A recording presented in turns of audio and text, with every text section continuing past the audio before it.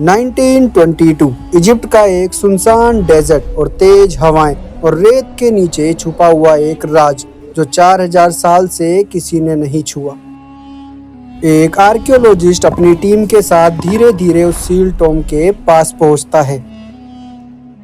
दरवाजा खोला जाता है, अंदर अंधेरा और सन्नाटा देखने को मिलता है और फिर उनकी टॉर्च की रोशनी पड़ती है एक डेड बॉडी पर। डेड बॉडी जो बिल्कुल भी सड़ी नहीं थी, लेकिन असली डर यहाँ से शुरू होता है क्योंकि उस रात उनमें से एक आदमी जिंदा नहीं बचा। क्या ये सिर्फ कोइंसिडेंट था या फिर सच में फेरो का श्राप? ये है एक ऐसी कहानी जहाँ हिस्ट्री, साइंस और मिस्ट्री सब एक साथ टकराते हैं। Part 1, ancient belief. Ancient Egypt एक ऐसी सिविलाइजेशन जहाँ मौत खत्म नहीं होती थी। यहाँ के लोग मानते थे कि इंसान मरने के बाद भी एक नई दुनिया में जीता है, इसलिए फेरो सिर्फ राजा नहीं भगवान माने जाते थे। उनकी मौत एक एंड नहीं बल्कि एक जर्नी की शुरुआत थी। Part 2, mummification. लेकिन एक प्रॉब्लम थी, बॉडी अगर सड़ जाए तो आफ्टर लाइफ का क्या होगा? इसी प्रॉब्लम का सॉल्यूशन था मम्मीफिकेशन।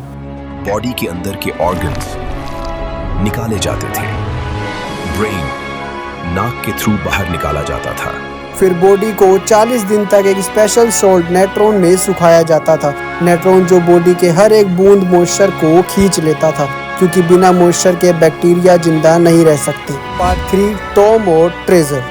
फेरो को उनके टॉम में अकेला नहीं छोड़ा जाता था, उनके साथ दफन किया जाता था सोना, हीरा, हथियार और उनकी आफ्टर लाइफ के लिए जरूरी हर चीज। लेकिन ये टॉम सिर्फ खजाने नहीं थे, ये ट्रैप और वार्निंग से भरे होते थे। Part 4, Tutankhamun story. ये सबसे फेमस है। 1922 में एक नाम दुनिया भर में फेमस हो गया, टूटनखामन। एक यंग फेरो जिसका टॉम हजारों साल तक अनटच रहा। जब उसका टॉम फाइनली ओपन हुआ तो दुनिया हैरान रह गई।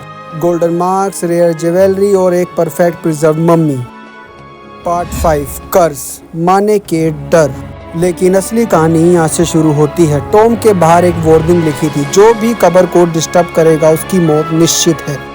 लोग हंसे, इग्नोर किया, पर कुछ ही दिनों में टीम के एक एक मेंबर अचानक मर गए और कुछ स्ट्रेंज इलनेस का शिकार हुए।